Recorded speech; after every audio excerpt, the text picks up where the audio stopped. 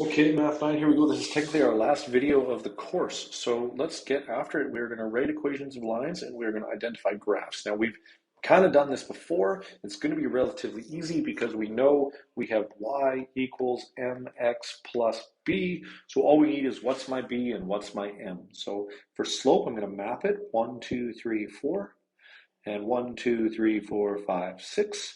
So I have a slope of 6 over 4, which is a slope of 3 over 2. And I have a y-intercept here of 2. So all I do is plug those in. Y equals 3 over 2x plus 2. You've just written the equation of that line. You need the slope and the y-intercept. Here's another one. Again, what's my slope? Down 2 over 1, 2, 3, 4, 5, 6, 7.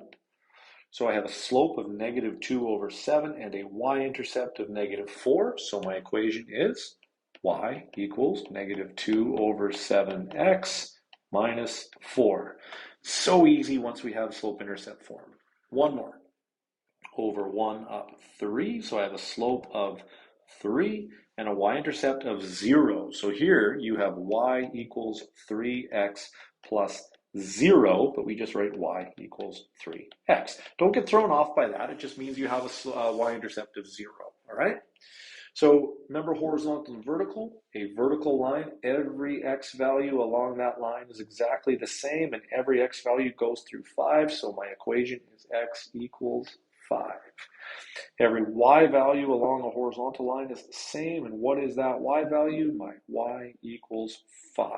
Those are the equations of horizontal and vertical lines. So now what about matching equations? You can get really strategic here. You're looking for information to help you reject potential candidates. And what I always look at first is my slope.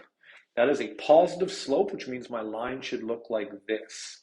So that means that this is still potential, this still has potential, but this one is a negative slope. So it's definitely not that one. Then you look at your y-intercept. It's plus 7.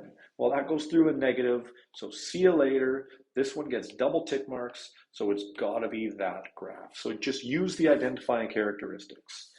So here you're in standard form. Not as easy, so let's use our algebra. I'm going to convert minus 2x, and now I have y equals negative 2x plus 4. So first, let's look at our y-intercept. It's got to be positive 4. So yup, nope, see you later. And now I have a negative slope. So which one of the two remaining graphs has a negative slope? That one. So knowing what you're looking for makes it a lot easier. Now, if you have 3 equations in one graph, well, you do the same thing. Look at the y-intercept here, plus 4, minus 4. So that's a defining characteristic. This thing goes through plus 4. Okay, well, I know I still got to do a little bit more work. It eliminates this one from contention.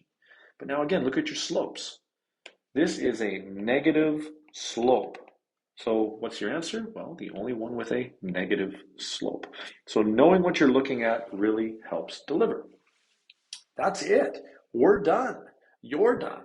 Congratulations. Watch these videos as much as you want. There should be shorts coming up for almost every section, but dive right into it and learn as much as you can. Take it easy.